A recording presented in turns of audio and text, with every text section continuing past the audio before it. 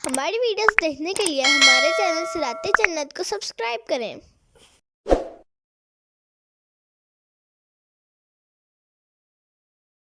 والذين آمنوا وعملوا الصالحات وآمنوا بما نزل على محمد وهو الحق من ربهم، اور جو ایمان لائے اور اچھے کام کیے اور اس پر ایمان لائے جو محمد پر اتارا گیا اور وہی ان کے رب کے پاس سے حق ہے۔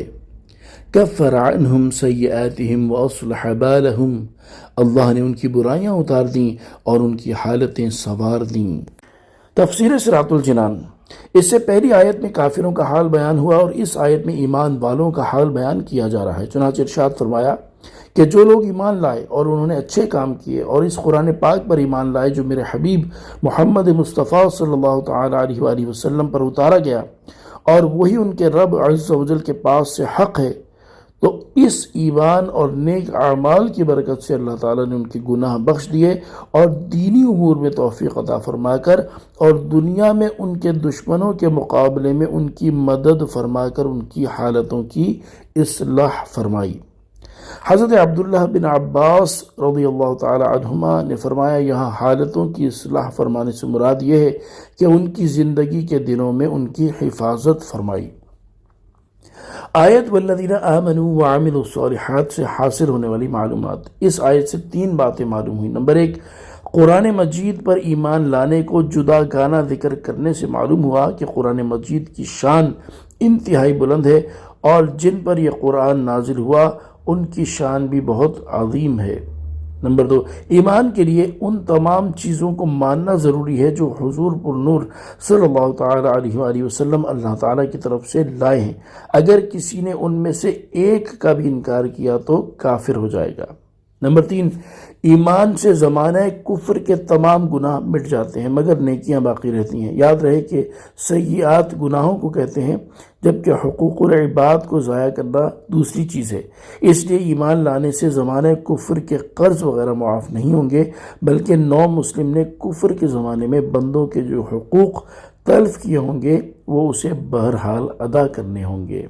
ذلك بأن الذين كفروا اتبعوا الباطل وأن الذين آمنوا اتبعوا الحق من ربهم، یہ اس لیے کہ کافر باطل کے پیرو ہوئے اور ایمان والوں نے حق کی پیروی کی جو ان کے رب کی طرف سے ہے۔ كذلك يضرب الله للناس أمثالهم، اللہ لوگوں سے ان کے احوال یوں ہی بیان فرماتا ہے۔